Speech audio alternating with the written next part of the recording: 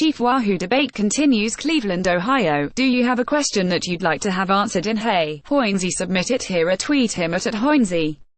By Paul Hoynsie, Cleveland.com. There has been a lot of reaction to Tuesday's decision by MLB and the Indians to retire the Chief Wahoo logo after the 2018. The majority of fans who I heard from were in favor of keeping Chief Wahoo. It should be noted that I wrote a column on Tuesday saying I liked Chief Wahoo and equated it to baseball, not racism. Here are two examples of the comments I received covering both sides of the debate. Hey, Hoynsie, thank you for taking the time to speak up on behalf of all of us who find Chief Wahoo to be nothing more than a logo. I have a handful of acquaintances who have been crowing about the logo change since Tuesday, saying that it should have happened years ago.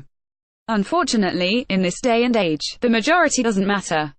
Somebody was offended and they needed to be made whole again. My first reaction at hearing the news was, well, I better go stock up on Wahoo gear for the next 50 years. I'm 48 and a lifelong Clevelander Tribe fan.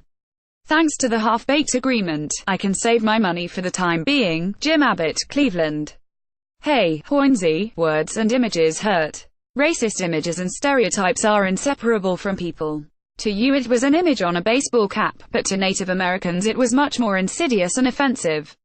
How would those human beings like to be treated? Probably with dignity and respect, none of which comes from images like Chief Wahoo, people hooting and hollering in mock Indians chants and making tomahawk chops. But it should not take them crying out to recognize or oppose racism. When we are silent in the face of discrimination, racism and persecution, we are complicit. Rabbi Benjamin Zoba. Hey, Jim and Rabbi Zoba, I think we can all agree that there are bigger things to worry about in the world than a logo for a baseball team. I still like Chief Wahoo and I don't think my opinion will ever change on that. To me it means baseball and going to the old stadium when I was growing up. But MLB Commissioner Rob Manfred and the team have agreed that this will be the logo's last. The organization will retain the trademark and retail rights to Chief Wahoo, meaning they will continue to sell it on a limited basis in Northeast Ohio. The Indians have worn some form of Chief Wahoo on the uniform for over 70 years.